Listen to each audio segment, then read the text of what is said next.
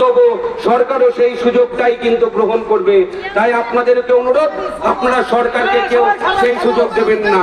আমরা slogan shouting করতে করতে 5 জনকে দিয়ে আসবো, আপনারা এখানে লাইন করে দাঁড়িয়ে থাকবেন। এই গাড়িটা এখানে যাবে আবার আসবে, এই গেট অব্দি যাবে, আবার এই করুণাময়ী যে স্টেশন, মেট্রো স্টেশন অব্দি চলবে। ওইদিকে আর একটা গাড়িও আছে। আর আমাদের মঞ্চে এখন চলছে মাননীয় মুখ্যমন্ত্রী 2011 সালে যে প্রতিশ্রুতি দিয়েছিলেন, 2017 সালে যে প্রতিশ্রুতি দিয়েছিলেন, একদম টিভির পর্দায় সেটা চালিয়ে রেখেছি এবং সেখানে এখন মাইকটাও চলছে।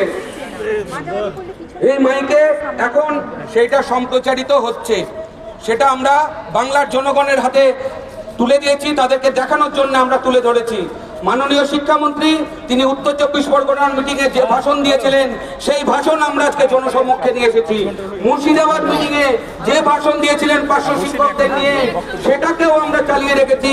জনগণ দেখুক, মিডিয়া দেখুক, মিডিয়ার কাছে যে ফুটেজ আছে সেই ফুটেজ মিডিয়া আজকে বের করুক। অগণিত 500 শিক্ষকদের জন্য বের করুক।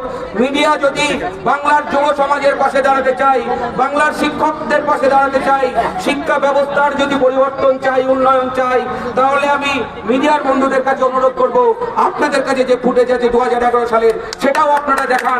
বাংলার 500 শিক্ষকদের পাশে দাঁড়ান, বাংলার শিক্ষা ব্যবস্থার পাশে দাঁড়ান, এটাই আপনাদের কাছে অনুরোধ। আমরা স্লোগান শাউটিং করতে করতে 5 জন যাবো, আপনারা সবাই এখানে দাঁড়িয়ে থাকবেন। দল বেঁধে কেউ যাবেন না, শৃঙ্খলা মেনে চলুন।